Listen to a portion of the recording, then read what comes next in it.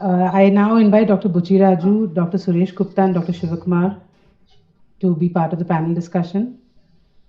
Thanks, Alok. You have done a good job in review of COVID and neurological manifestations. Thank you, sir. Actually, we being in a government tertiary care hospital, we have seen quite a good number of neurological manifestations in COVID patients. Anyhow, headache is very common, and altered sensory may be related to hypoxia or even metabolic disturbances or a primary encephalitis. The problem with us is altered sensorium. Getting the imaging may be a difficult situation many times, and transporting from ICU. Coming to the peripheral nerve, these days we are seeing a quite good number of Bell's palsies. I think many of you must have noticed that. I have seen one case. Yeah. And anosmia and agusia, maybe you have to take history to more for most of the patients. Actually, in German studies, they have picked up in nearly 70 to 80% of the patients.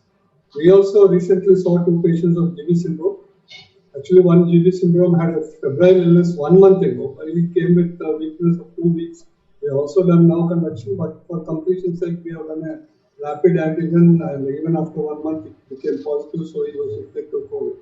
So you should have a high index of suspicion in all the cases, like whatever manifestation is said, and look for like 2-3 markers where you can suspect it could be COVID, like lymphocytopenia, thrombocytopenia, and CRP.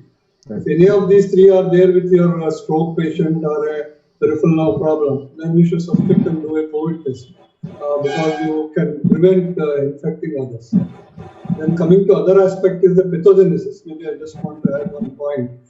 Pathogenesis, there are 4 mechanisms. People who are interested there are 2 review articles came last month, one in Lancet Neurology and the other in German Neurology. Coming to the pathogenesis, one is the transcriptiform through the olfactory nerve, which has been the cause for anosmia. The other mechanisms are described as transsynaptic to the neuronal, that could be the reason for GB syndrome and other peripheral. Some people, some of our colleagues have seen even cranial mononeuropathies, like, and also the lateral popliteal neuropathy are also. And we had seen quite a good number of patients in ICU who presented with seizures. The other 2 mechanisms may be because of the blood-brain barrier disruption and endothelial dysfunction. The third one and the last one could be what we call the Trojan horse effect. This virus infecting the macrophages and through the blood-brain barrier disruption they are entering the brain. The other important aspect which has been described with other than the ACE receptor, most of that could be the reason for GB syndrome is that the oligosaccharide also is affected on the surface membrane, so which can cause like ADP or some of these mononeuropathies.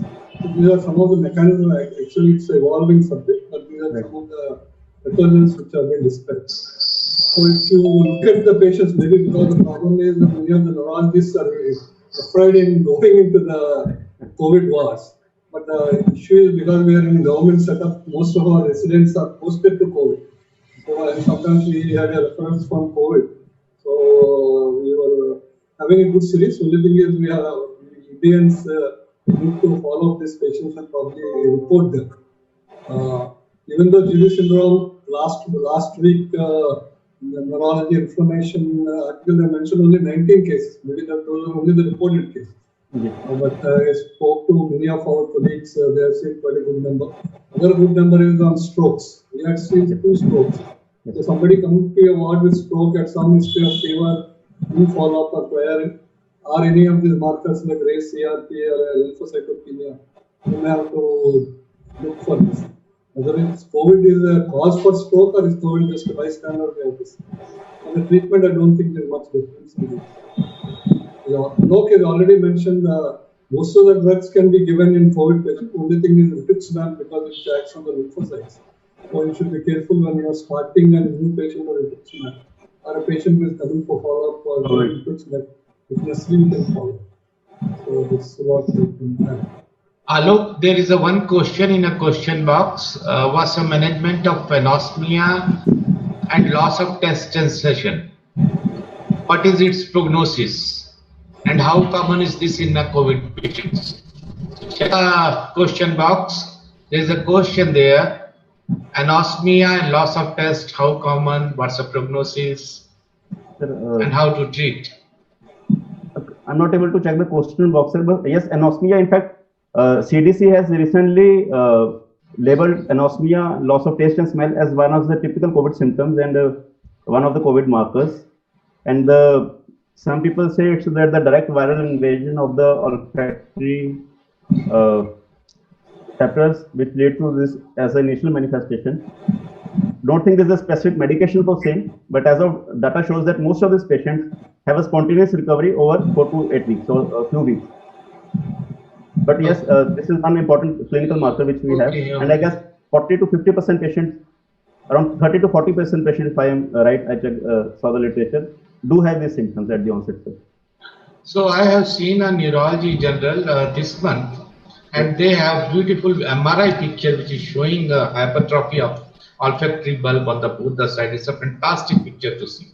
Right. So I think we should also get some MRI images and looking at those olfactory bulb, both are hypertrophies. Right. There is another comment from a Patna, and they said that IVIG should not be delayed for a diagnosis or anything. So right. I don't think any comment on this point. Actually, IVIG and steroids are used for COVID. So yeah. So I don't think you need to avoid them. Actually, if they are indicated, they can be given even before the diagnosis of COVID. So IVIG and steroids are not actually indicated because they are commonly nowadays. I think many of the patients are already started on steroids when they suspect COVID. So I don't think steroid like methylprednisolone can be avoided. You can actually give. There is a association of COVID. Dr. Buchiraju, we need more from you. whether this convalescent plasma is going to treat both COVID and GBS? Actually, the convalescent plasma which people are using, I don't think it's typical what we're using for plasmapheresis. So if you have a plasmapheresis machine and all that, maybe you can try. But the present studies on convalescent plasma have been very successful in, there's no harm in giving. But in ICU setting, I don't think the convalescent plasma is very much useful, especially in COVID patients. But plasmapheresis definitely can be tried because both in COVID and GBS syndrome is quite effective. Similarly, IVIG and methylprednisolone. The last patient which you saw, when I was in the government hospital, IVIG, many people can't afford. We treated him with steroids. He had quite a good recovery during hospital stay. Still presently in COVID ward. Maybe you have to follow up. We already have done a NCV prior to the diagnosis of COVID, which is a typical GB symptom. Dr. Suresh, you are going to make a comment here. The problem is the knowledge is still evolving, and we still not very sure whether this is a causal relationship or the chance association. But as far as the treatment is concerned, treatment whether COVID or no COVID treatment remains same in GBS and CIDP. The thing is that the patients who are already taking treatment, for example, patients of CIDP who are on immunosuppressant, the immunosuppressant should be continued, but they should be cautioned about the movement. The social distancing should be maintained, and they should avoid going to hospitals. And the strict, as Dr. Alok pointed out beautifully, that these patients should be advised for telemedicine rather than visiting hospitals. Recently, apart from this, the talk was confined to GB syndrome and CIDP. Recently, we've seen a young girl presenting with severe headache and vision loss. She turned out to be a case of idiopathic intracranial hypertension. So I wish to know from all panelists whether have you come across any patient with idiopathic intracranial hypertension in a COVID positive patient, or is just a chance association? This girl was lean and thin, and she was not on any oral contraceptives. You should look for any COVID markers. If there are no symptoms like fever, sore throat, or anything. People have described like very few patients have been reported where a virus has been isolated from CSF. So if you have So a facility, Dr. Bujia, we did RT-PCR in CSF of this girl, but that turned out to be negative. yeah. So, but COVID nasopharyngeal RT-PCR is positive. Serum was positive, but CSF was negative. No, it could be chance because COVID is quite common now. Yeah. Maybe unless you have some marker, it's maybe difficult to say IH is related to. But as you already mentioned, it's an evolving subject. Nowadays, any neurological manifestations is seen most with the COVID. Well, COVID is very frequent. Nowadays, we are having a lot of patients. Actually, we are seeing more COVID patients than other patients. So we have to see whether it's a chance or it's just because of. So unless you have some immunological marker or some marker like as I already mentioned, lymphocytopenia, you should look for maybe lymphocytopenia and other things or other markers or as raise CRP to say whether there is really association or No, the markers were done and the markers were raised. CRP was raised, LDH was high, ferritin was high, D-dimer was high. All these markers were high. CSF there was no doubt about COVID. The CSF cell count is normal. CSF cell count and proteins. Sorry? CSF cell count and proteins. Because that was normal. CSF normal. Because if it's a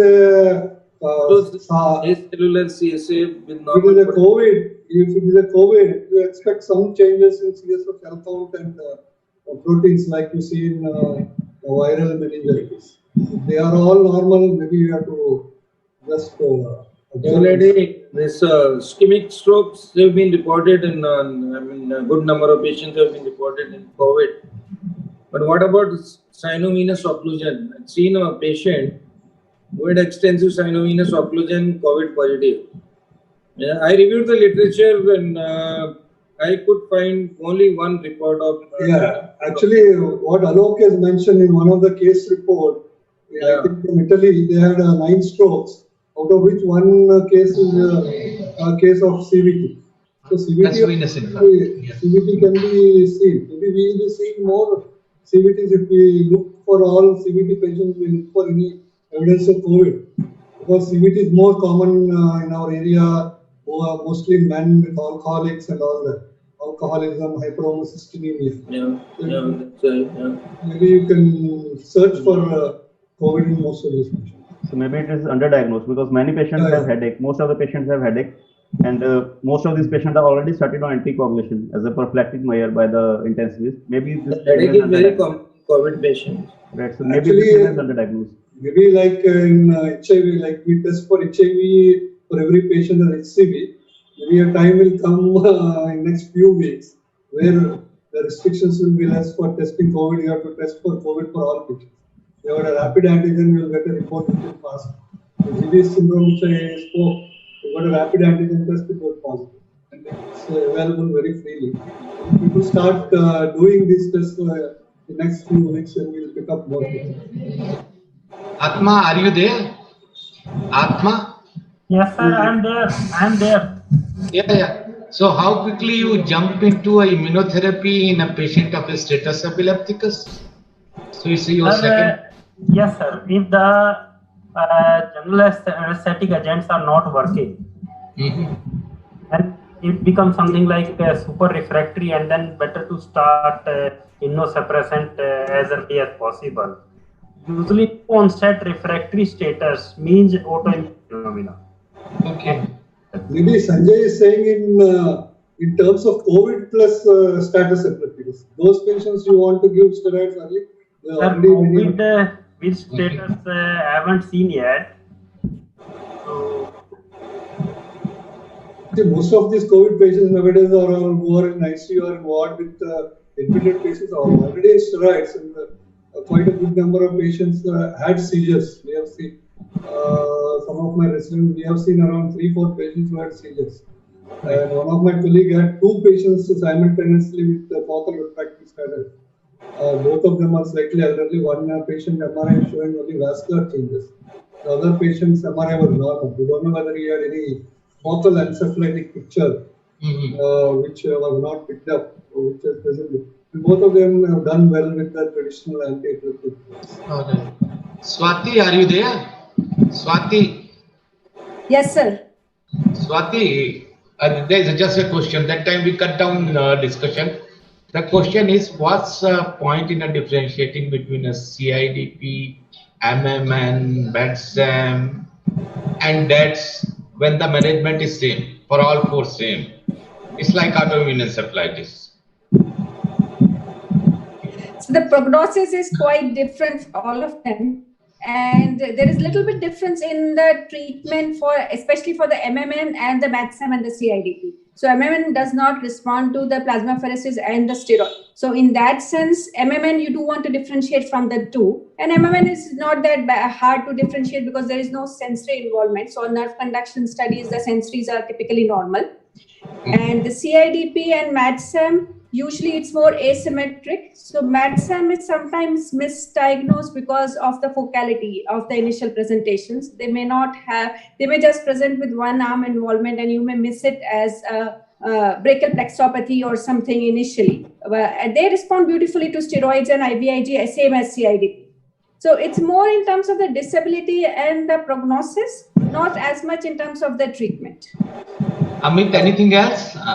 Amit, if you want to add on? Other alternative therapies like are well studied with CIDP and MADSAM and combined to MMNC like azathioprine, mycophenolate, or even rituximab. They are well studied with these traditional, because MMNC, these I'm not very sure how many patients in my 30 years of practice, I've seen only 10 to 12 patients I can remember. Maybe we are not picking up their electrophysiology is more important, where many of these patients have been probably diagnosed as MND.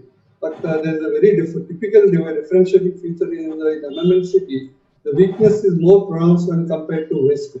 If somebody has come with weakness without much of wasting, you should suspect more of MMNCP. But the incidence, I don't know whether even the textbook describes 1 to 2 per 1 lakh.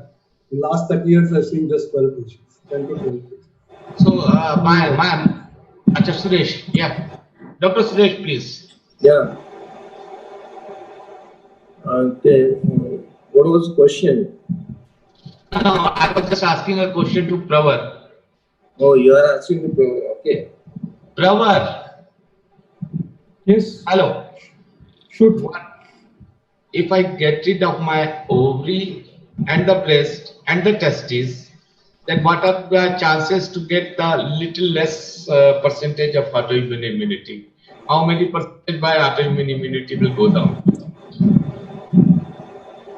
Yes. How much reduction in the autoimmune encephalitis is going to be there if I get rid of these three organs, either ovary or breast or testes?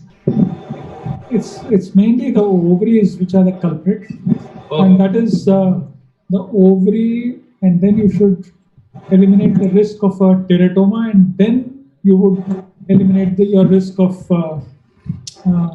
encephalitis.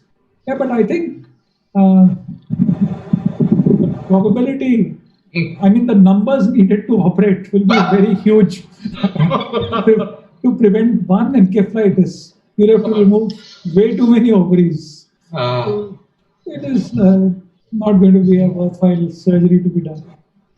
So people have removed testes to get rid of this thing, onconeural antibodies and related immune disorder. This happened in the past.